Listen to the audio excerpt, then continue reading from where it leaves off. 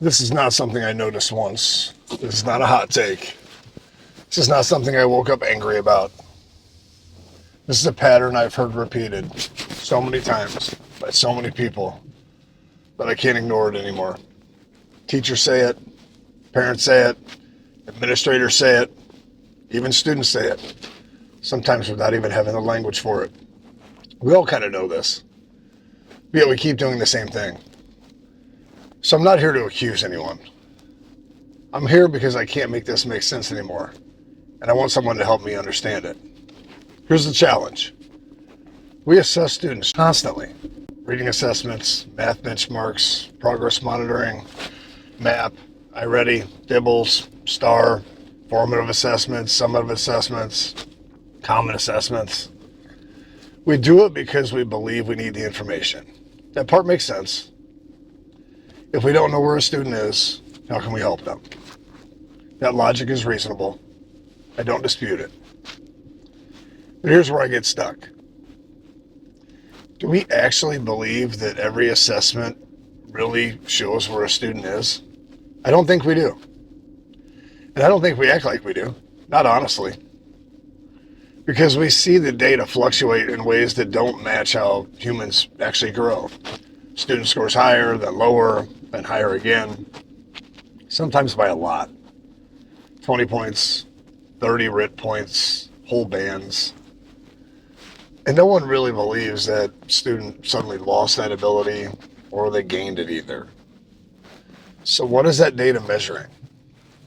Because it's measuring something. But it's not measuring a stable trait. It's measuring a moment.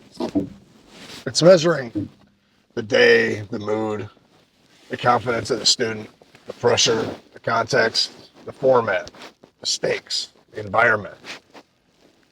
It's measuring how a human performed under a very specific set of conditions. And yet, we often talk about it like it's truth.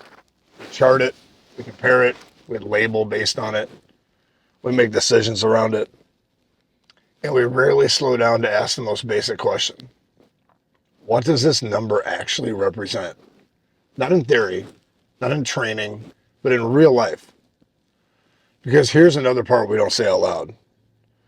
If assessment data were as precise as we sometimes act like it is, we wouldn't need to give so many of them. We wouldn't need to keep checking. We wouldn't need to triangulate. We wouldn't need to say, well, this is just one data point, but we do, all the time. Which tells me something important. We don't fully trust the data. We trust patterns over time. We trust trends. We trust professional judgment. The number alone doesn't convince us. The story around the number does. So here's where the challenge sharpens. If we know the data fluctuates, if we know it doesn't map cleanly onto real growth, if we know context matters, why do we pretend the number is neutral? Why do we act like the act of assessing has no cost? Because this is the part I think we avoid. Assessments don't just measure learning. They change the learning environment. They change how students feel. They change how students approach tasks. They change how students see themselves. And I don't think we ask often enough.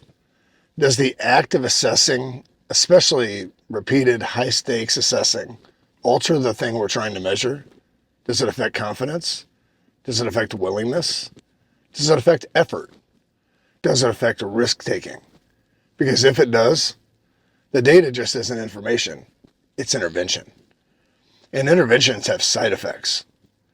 We talk about data like it's passive, like it's just there. But data comes from experiences, and experiences shape behavior. If a student starts to associate reading with testing, or math with judgment, or effort with exposure, then we've changed the task itself. And here's the part that really bothers me. I don't think we're honest about this with kids. We tell them the assessment is just information. It doesn't define them. It's no big deal. But then we pull them for interventions, group them, label them, track them, talk about them in meetings, make plans around the data. They notice. They always notice. And then we're surprised when students become anxious or disengaged or resistant or performative. But that response makes sense. Because when everything is measured, everything feels like a judgment.